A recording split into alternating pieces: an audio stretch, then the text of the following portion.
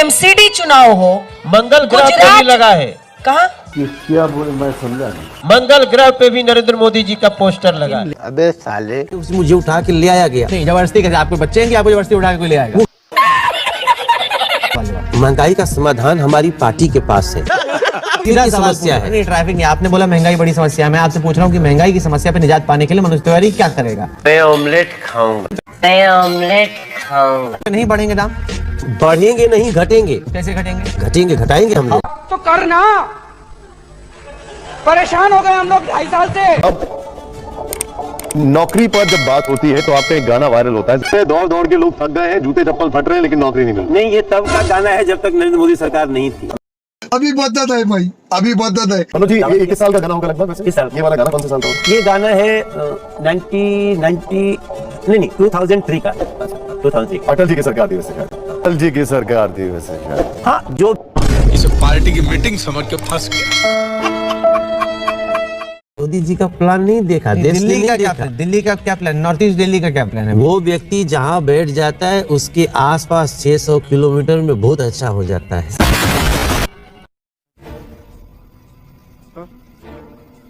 यमुना के पानी में जहर घोल दिया आप लोगों ने, पीने लायक नहीं है। नरसंहार तक के आरोप लगा दिए गए आप लोगों पर। सही है। अरविंद केजरीवाल जी ने कह दिया कि जमुना जी में जहर डाल। अब बताओ, हरियाणा के लोग दिल्ली वालों के लिए जहर डालेंगे पानी में? लोग नहीं, बीजेपी। तो बीजेपी अपने प्रधानमंत्री भी तो वही पानी पीते हैं। क्या बोला तूने? प्रधानमंत्री वो पानी नहीं पीते। अब कोई बात नहीं, वो अरे मैं क्या बताऊं? मैं क्या बताऊं? आप उन्हें आपदा कह रहे हैं, वो आपको गाली गलौज पार्टी कह रहे हैं, और ये सब हुआ रमेश भिदोड़ी के बयान के साथ। हम तो रमेश भिदोड़ी की बात, जो उन्होंने बात कही, हमने उनसे क्षमा मंगवा दिया। क्षमा मांग ले तो उसका बड़प्पन है। इसीलिए शहजाद पुरावाला ने जो बात कही उसके बाद आपको माफी मांगनी पड़ी। Good question, you are a good question. नहीं, हमको नहीं, हमने उनसे माफी मंगवाई। 25 करोड़ गरीब गरीबी रेखा से ऊपर आ गए। हर एक की रोजी रोटी का सवाल है। तू समझा? हाँ, तीसरे कार्यकाल में ना मुझे लगता है कि हम लोग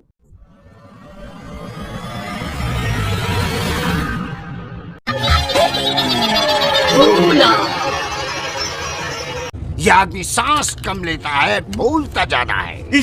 50% जो मेरा आकलन है, इसी कार्यकाल में 50% और गरीबी रेखा से ऊपर है। कुछ भी मैं क्या आपको बात बताऊं, 80 करोड़ लोगों को आप क्या करते हैं अभी? परेशान। फ्री अनाज देते हैं। 25 करोड़ लोगों को आपने कहाँ निकाल लिया है? गरीबी रेखा से बाहर कर दिया है। हाँ। मतलब आप ये कह रहे हैं कि 80, 20, 100, 105 करोड़ लोग 140 करोड़ में से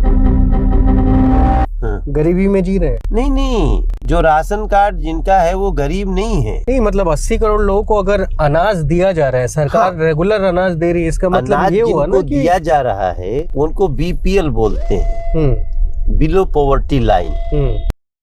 अच्छा, ठीक है, समझ गया। तो बिलो पॉवर्टी लाइन का एक थोड़ा इसमें कंफ्यूज हो रहा हूँ मैं, शायद सोच के बोल लीजिए। पता नहीं, ऐसे डेंजरस सिचुएशन में मैं ऑटोमेटिकली आगे कैसे आ जाता हूँ।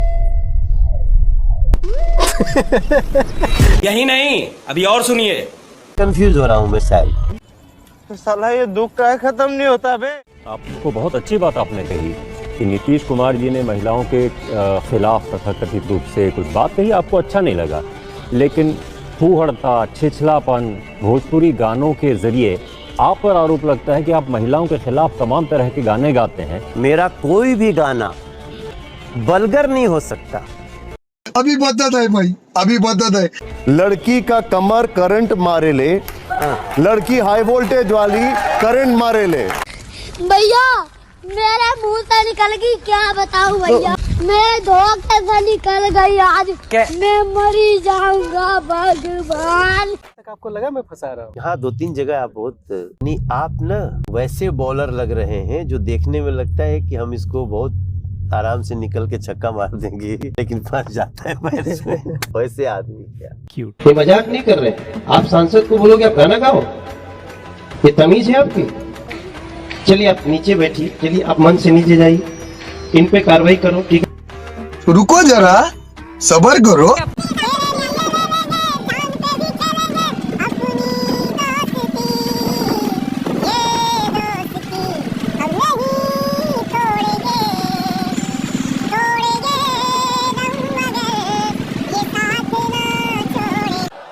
हिपोक्रेसी की भी सीमा होती है।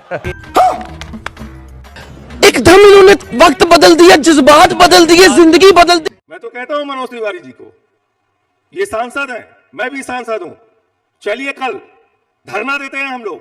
जिस बांग्लादेश में हिंदुओं के ऊपर अत्याचार हो रहा है, उस बांग्लादेश को प्रधानमंत्री नरेंद्र मोदी के मित्र अडानी झारखंड की बिजली चुरा के बांग्लादेश को सप्लाई कर रहे हैं। हजारों करोड़ रुपए की कमाई आपके दोस्त बांग्लादेश से कर रहे हैं, उन्हीं के पैसे से आप अपनी पार्टी चलाते हैं और आप बांग्लादेशी घुसपैठियों की बात करते हैं।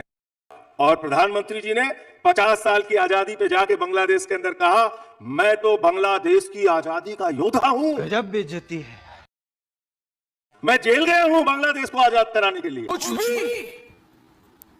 कुछ भी ये प्रधानमंत्री का बयान है। आप बात करते हैं बांग्लादेशी घुसपैठियों को। आपने 10 साल में 10 नाम आप बताइए, पूरा देश आपको सुन रहा है, बांग्लादेशी घुसपैठियों को आपने डिपोर्ट किया हो। इसके अलावा बहुत सारे प्रश्न झारखंड में भी नहीं चला था, घुसपैठियों की बात आपने वहां पर भी की थी, वहां पर भी नहीं चला था। और सीधी सी बात आ जाती है, चाहे भीतर आना हो या भीतर आकर बसना हो, ये जिम्मा केंद्र की जिम्मेदारी होती है। अरे मैं क्या बताऊं,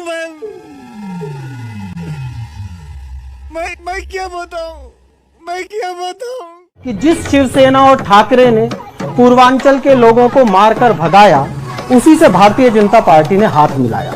ऐसे नेताओं को मुंह की खानी चाहिए। यूपी और बिहार में वोट मांगते हुए भारतीय जनता पार्टी को शर्म आनी चाहिए। नहीं पर अब आपकी राजनीति मेरे को पूरा होने दो। आप एक गलत स्टेटमेंट कोट कर रहे हैं। ये मेरा स्टेटमेंट है ही नहीं। कहाँ दिया मैंने? दिखाई दो, अभी दिखाई लो जी, चलवा दो भाई। अनर्गल तो बोलते नहीं भाई साहब। नहीं, हमें देखना। यहाँ राजनीति में राज है, जो जानते ही नहीं कि जनता की दिक्कत क्या है, भाषा का सम्मान क्या है। पूर्वांचल के लोगों को अपने ही देश में मारा जाता है, शिवसेना मारती है, राज ठाकरे मारती है, भारतीय जनता पार्टी उनके साथ उनका समर्थन करके शिवसेना का और आके हमसे वोट मांगती है। ऐसी भारतीय जनता पार्टी को उत्तर प्रदेश बिहार में वोट मांगने का अधिकार है क्या? मनोज तिवारी को पहली बार महसूस हो रहा है कि जिस जनता ने हमको आसमान पे बिठाया है, मैंने उस जनता के लिए पहली बार कुछ अच्छा किया है। और शर्म आनी चाहिए ऐसे नेताओं को। देखते रहिए, हम तो आप अच्छा दिखा रहे हैं और हम आशा करते हैं अभी ज्यादा बोला नहीं जा रहा है हमसे। क्या अखिलेश जी के बगल में बैठ रहे हैं जी, ये आपको नहीं पता होगा कि आप पूछिएगा मनोज तिवारी जी पहला चुनाव किस पार्टी से लड़े थे। ये नहीं पता होगा। किस जिले से लड़े थे ये नहीं पता होगा आपको। किसके खिलाफ लड़े थे वो भी नहीं पता होगा। पुराने साथी हैं, बहुत पुराने। हम वहीं खड़े थे। हम राहुल गांधी जी को अगर 2-4 हाथ दे दिए होते तो आप सोचो। मैं बेस में ही चलूंगा।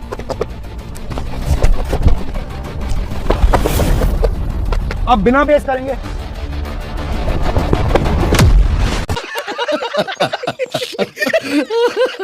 देखिए, महंगाई के लिए डीजल पेट्रोल के जो दाम हैं, इसको बढ़ा दिए जाते हैं। आसपास के देशों में देखिए कितने सस्ते के टाइम पे नहीं बढ़ेंगे दाम। बढ़ेंगे नहीं, घटेंगे। बोला था कि नहीं? मैंने ऐसा कब कहा था?